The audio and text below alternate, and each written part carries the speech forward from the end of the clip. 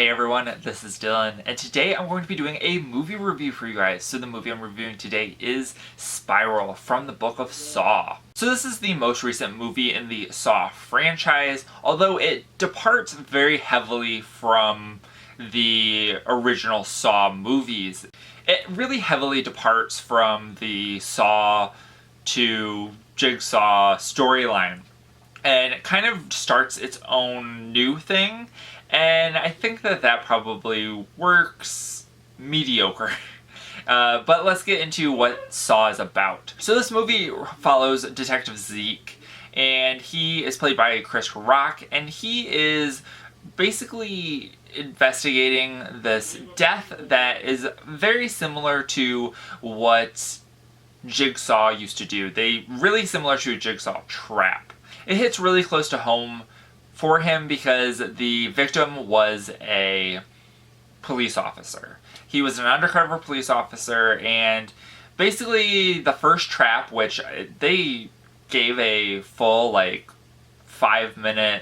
beginning 5 minutes or 10 minutes of the movie, they posted that online, I think on YouTube.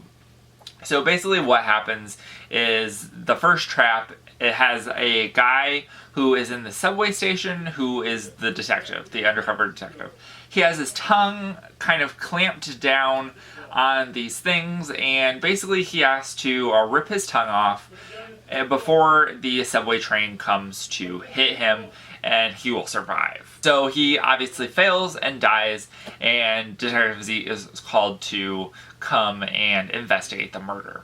So we see a lot of the stuff starting to happen. There's a lot of traps, and what's happening is this police force is getting involved in these traps. These are the victims of the traps are from the police force and former police officers. So let's talk about this movie as a Saw movie. I was watching this and I was like, I don't know, something is missing, and I think that the thing that was missing was Tobin Bell as John Kramer. I think that he is really what anchored the original Saw franchise, and unfortunately he's not in this movie. So we have Chris Rock, who is the anchor now, and I think that Chris Rock, it kind of choked me out of the movie with Chris Rock being in this role. It seemed very interesting and different for him. It was very hard to separate Chris Rock and the character. It just kind of seemed like Chris Rock was in this horror movie, and it seemed very weird. I did ultimately get better in my opinions on that, but definitely in the first third of the movie I was kind of in that why is Chris Rock in this movie? I don't really particularly like him in this role. And then as the movie went on, it got a little bit better. Let's talk about the traps in this movie. So there are about 5 traps in this movie, and I thought that most of the traps were pretty interesting. I think that some of the traps were definitely better than others, and there's one trap we don't really see anything related to it. We just see the aftermath. And I was wishing that we got to see a little bit more, but as the movie progressed, we understand why we didn't get to see more of that trap, and so I think that I can kind of give it a pass for that. I also do want to mention that I hated the Jigsaw voice, not really even the Jigsaw voice, but whoever is behind this, I hated the voice.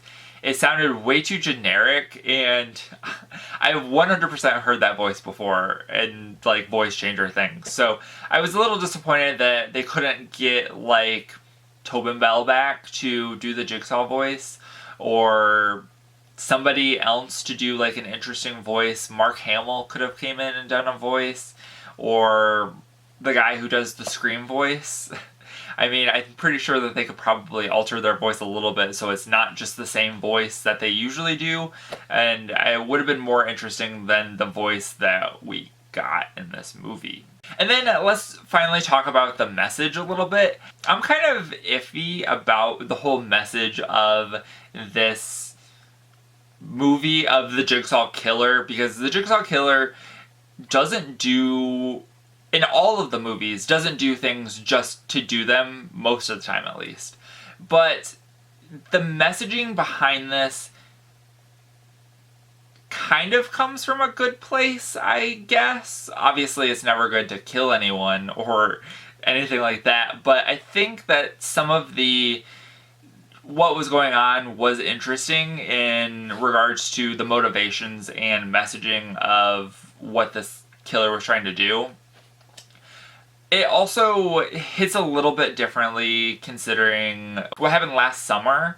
If you've seen the movie, you know I don't want to spoil a ton of what is going on in this movie, but I do think that it was quite interesting, and I did like it, I think. I did like the movie for the most part. I did come around to it a little bit more towards the end, and I definitely am interested to see if they continue on with like this like from the Book of Saw, or if they do kind of like an anthology thing where every new movie is different, or if they're going to continue on with the same characters, or what's going to go on with that. So I am definitely interested to see kind of what's going on. This movie did have the Saw aesthetic, had that kind of Saw feel with like the cinematography, the lighting, the colors, and stuff like that. So it did feel kind of like a Saw movie.